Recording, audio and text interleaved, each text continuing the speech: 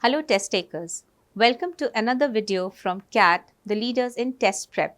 And please do not forget to like, follow and subscribe to our channel, Time for Education. Now, further to our videos on vocabulary building, this is something which is very interesting. Take a look at the topic, Mythical Fusion, Greek Legends in English Vocab. Now, what does this refer to? We may all be aware that Greek mythology, Greek culture and Greek beliefs have had a lot of impact on the English language, and this session today will take you through a list of those aspects that are meaningful from the perspective of adding those words or giving you an insight of those words that will help you in your exam prep. So when we take a look at various passages that we are given in the CAT exam, we also come across quite a few in which there are references to Greek mythological characters. This session, if you pay attention to it, will help you understand this aspect and of course give you an idea of those characters, and this will in continuation help you have a better clarity on what you are reading. Once you are able to comprehend or we are able to connect with it, then this will certainly increase your understanding of what you come across. So, Greek mythology has influenced the English language in many ways, and in what ways? Let's take a look. There are words, morphemes, idioms, and even psychology that has had an impact of Greek culture. In what ways? Let me explain further. So, we come to words first.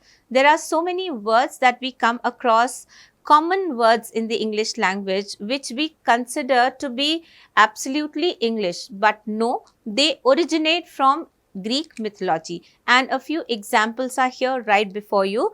Common words such as narcissistic and Herculean. So, narcissistic has been derived from the proper noun Narcissus and Herculean from the proper noun Hercules. Both Narcissus and Hercules are characters from Greek mythology. It would do you well to read about these so that you understand why if we call someone narcissistic or we call somebody's efforts Herculean, what is the reason behind people calling or using these descriptions for these kind of people or such actions.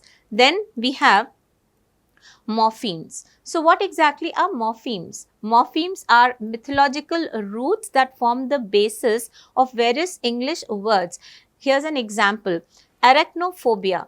Arachnophobia is the fear of spiders, and arachnophobia is an English word that is formed uh, by adding two root words together, arachne, which means spider, and phobos, which means fear. You may certainly have come across so many other kinds of phobias. Okay, we have triskaidekaphobia, we have claustrophobia, and there are so many more. So, if you have some clarity on this, then it will help you in your preparation. Idioms. Common idioms such as Achilles' heel have mythological origins and convey deeper meanings. There's another very common idiom called crocodile tears, and even this has its origin in the Greek culture or Greek mythology. So, the Greeks believed that before crocodiles attack and gobble their prey, they shed tears, and that is why the idiom Greek tears has come into existence. Now, if you want more clarity on the how and what part of it, then you would need to look up and read about it further. Psychology. Mythological figures and stories influence psychological terminology and theories such as narcissism. Again, narcissism, a psychological theory which has its origin in Narcissus, the character I told you about a little while ago, from which the adjective narcissistic is derived. So, we have the word psychology itself having its roots in the Greek language.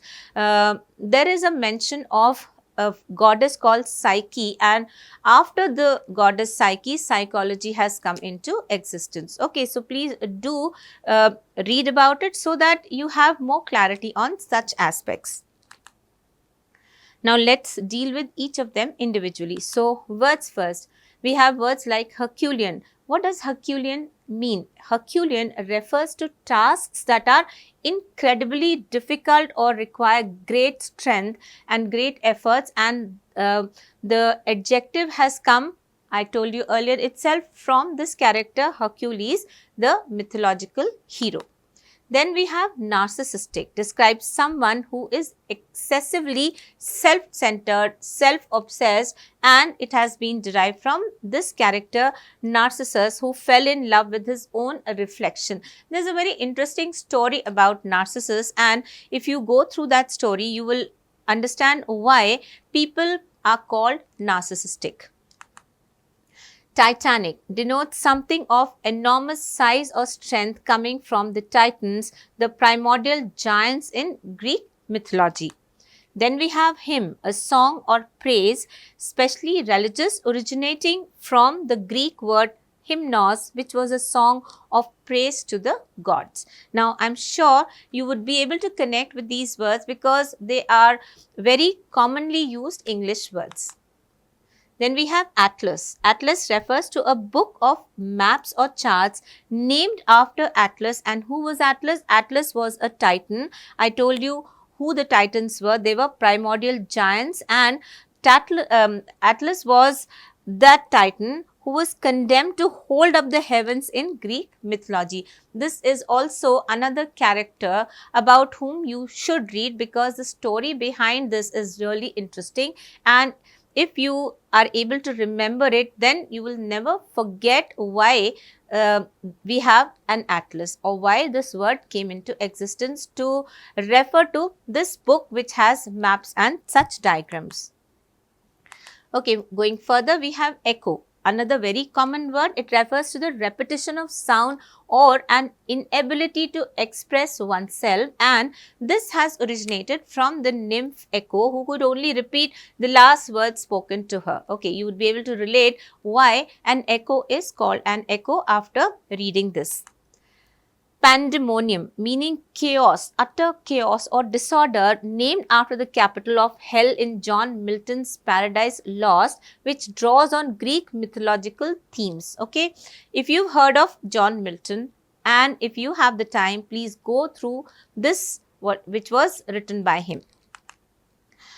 Zephyr, denoting a gentle, mild breeze, named after Zephyros, the Greek god of the west wind.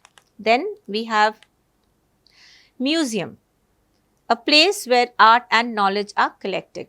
So we have a museum where these antique pieces that are taken from characters and events and places from the past are housed, and a museum is named after Muses, who was the goddess of arts and sciences. Okay, so Muses were many goddesses, and all of these were related to arts and sciences, and from the word muses we have the word museum. Next we come to morphemes. So I've already told you morphemes are those root words which have their origin in Greek mythology. Here the reference or the discussion is about those morphemes that have originated from Greek mythology. We also have those root words which have their origin in other languages or other cultures, but here specifically, because I am discussing only those aspects that are rooted in Greek mythology, please understand these morphemes to be specifically about Greek culture and Greek beliefs. So we have the first one, side. Now, as in homicide or suicide or even insecticide or pesticide, from the Greek kites, as in neurocide, which means to kill, it is also related to the Latin word sida. Okay, so whether it is drawn from kites or the Latin sida, both of these have the same meaning, to kill, and the word that they form in English also has a reference to or denotes something that's related to killing. Phobia, as in claustrophobia, arachnophobia, and there are so many different kinds of phobias. We have these words from the root phobos, which means fear. Mancy, as in necromancy or pyromancy, from the Greek mantia, meaning divination or prophecy. Then we have another very common root word or morpheme, which is theism. We come across this root word in the English word polytheism or monotheism, and it has been drawn from the Greek root word or Greek word rather, theos, meaning God. Okay, so this word can also give rise to various other words like atheist or theist or even theology. You need to be aware of whether there is a root word or not and what the background is. So this will also help you understand what you come across in a better way. There are more morphemes. Cracy, as in democracy or aristocracy, from the Greek kratos, meaning power or rule. Now, crazy can also be changed to crat, and then it may mean or refer to a person, a democrat, etc. Phile, as in bibliophile or anglophile, from the Greek philos, meaning lover of. Then we have pathy, as in empathy, telepathy, sympathy, antipathy, and even apathy, from the Greek pathos, meaning feeling or suffering. Gen, which is used in so many words that float around us. For example, Genesis, from the Greek genes, meaning produced by or originating from. We have the word genes, we have gender, generate, generation, genius, and there are so many words which this morpheme or this root word gives rise to. We also have Sophy, as in philosophy or theosophy, and even in sophisticated or sophomore, from the Greek soph, meaning wisdom. So I hope you get an idea of what morphemes are and how they give rise to so many English words. Then we come to idioms. Between Scylla and Charybdis. It may not be a very common idiom, but if you are aware of it, then whenever it comes in context, you will be able to understand what it refers to. It means being faced with two dangerous choices from the sea monsters Scylla and Charybdis in Homer's Odyssey. So we have this book by Homer called Odyssey, and it's an epic. Please have some idea about it, and in the process it would also do you good if you go through the Trojan War, because all these characters keep coming up in that long story, and there are so many references, allusions to these characters in English passages that we get at times, not just in the exam but also in whatever we read on an everyday basis. So if we have an idea, it will always benefit us. Then the sword of Damocles indicates a looming threat or imminent danger from the story of Damocles, who experienced a sword hanging above him as a symbol of constant peril or danger. Then we have Pandora's box. This is a very commonly used phrase, refers to a source of great and unforeseen troubles from the myth of Pandora, who opened a box releasing all the evils from the world. Now, this is also a very interesting story. Do read about it. The Midas touch. Again, this is something all of us are aware of, which refers to a person who is exceptionally successful or profitable, from King Midas, who turned everything he touched into gold. There's something more to it, and if you read it, you will get an idea. Odyssean journey describes a long, adventurous and often challenging journey from the epic journey of Odysseus in Homer's Odyssey. Then Sisyphean task refers to a task that is endless, and not just endless, it is fruitless, it is futile, from Sisyphus, who was condemned to roll a boulder up a hill for eternity. Eternity means forever. So he was given the task or the punishment of doing this, and it was something which was endless, and which is why it refers to something that is continuous, endless and it doesn't bear any fruit. So in effect, it is unproductive. Then we have Promethean. It refers to a bold or a creative act derived from Prometheus, who defied Zeus by giving fire to humanity. Okay, now we come to psychology. How has psychology been impacted by something which is pertaining to Greek mythology? We have narcissism. I told you about Narcissus, and of course we know that there is an adjective narcissistic. It indicates a personality disorder characterized by an excessive preoccupation with oneself. So, obsession with oneself, excessive love for the self based on Narcissus's infatuation with his own reflection. We also have psyche, refers to the human soul, mind or spirit originating from the mythological figure Psyche, who represented the soul and was loved by Eros. Then Ajax syndrome describes a situation where an individual is overwhelmed by a task and he feels he has failed despite all the efforts that he has been putting in to complete that task, and this is named after Ajax, who was a Greek warrior who faced a tragic fate in spite of all the strength, valor and bravery that he characterized. We also have Apollo's gift. Apollo, the sun god, denotes a special talent or ability based on Apollo, the god of music. He was also the sun god. He also is considered the god of health. So, Apollo actually signifies a lot of aspects, and this is one of them.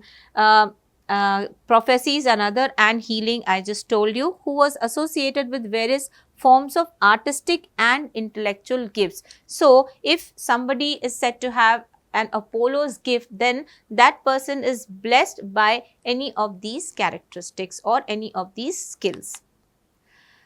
So, I hope you found this meaningful and you derived some idea about how Greek mythology, Greek characters play such an important role in those allusions, those adjectives and so much that I discussed with you pertaining to the English language.